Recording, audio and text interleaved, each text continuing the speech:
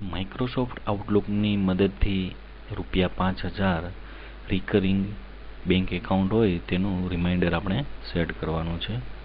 હવે મિત્રો અહીં એવો અર્થ થાય કે ₹5000 રિકરિંગ રિમાઇન્ડર સેટ કરો એટલે કે ₹5000 રિકરિંગ બેંક એકાઉન્ટ હોય છે જેમાં આપણે દર મહિને આપણે જેટલા નક્કી કરેલા હોય એટલા રૂપિયા આપણે જમા કરાવવાના હોય છે. તો આપણે દર મહિનાના કયા દિવસે કે કઈ તારીખે સેટ કરવાના છે તે આપણે અહીંયા જે છે એ રિમાઇન્ડર જે આઉટલુક એક્સપ્રેસમાં આવે છે એની મદદથી આપણે જાણીશું. સૌપ્રથમ તો આઉટલુક ઓપન કરો, ફાઇલ મેનુ પર ક્લિક કરો, તેમાં ન્યૂ પર ક્લિક કરો, તેમાં અપોઇન્ટમેન્ટ ઉપર ક્લિક કરો. હવે આપણને કીધું છે કે ₹5000 નું recurring RECURRING recurring account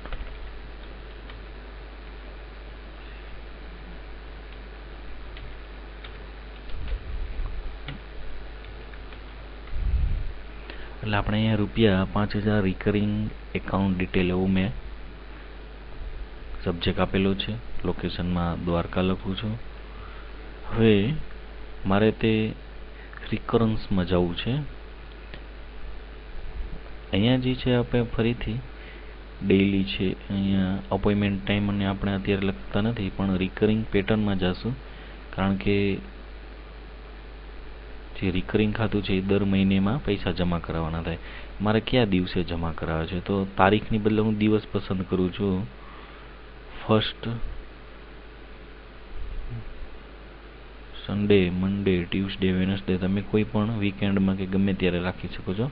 for example તરીકે ટ્યુઝડે હું રાખું છું કે ફર્સ્ટ દર મહિનાના પહેલા જ દિવસે જે છે દર મહિનાના ટ્યુઝડેના ફર્સ્ટ જ્યારે ટ્યુઝડે આવે ત્યારે એ પૈસા મારે જમા કરાવવાના છે એનું મને રિમાઇન્ડર આપે, યાદ કરાવે. હવે અહીંયા હું લખીશ કે નો એન્ડ ડેટ કે આમાં કોઈ આપણને પ્રશ્નમાં એવી સ્પષ્ટતા નથી કરી એટલે આપણે કોઈ તારીખ નથી લખતા પણ આ રીતે અહીંયા નો એન્ડ ડેટ ઉપર ક્લિક કરીને ઓકે કરી દેશું એટલે અહીંયા આવી જશે occur the first Tuesday of every 1 month effective 6/1/2015 from 1 to 1:30.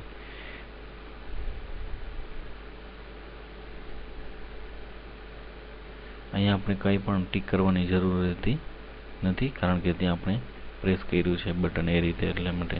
તો આ રીતે જે છે તમે ₹5000 રિકરિંગ એકાઉન્ટનું જે છે ડિટેલ ને જાણી શકો છો.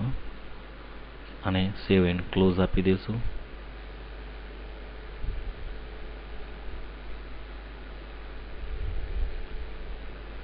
Thank you.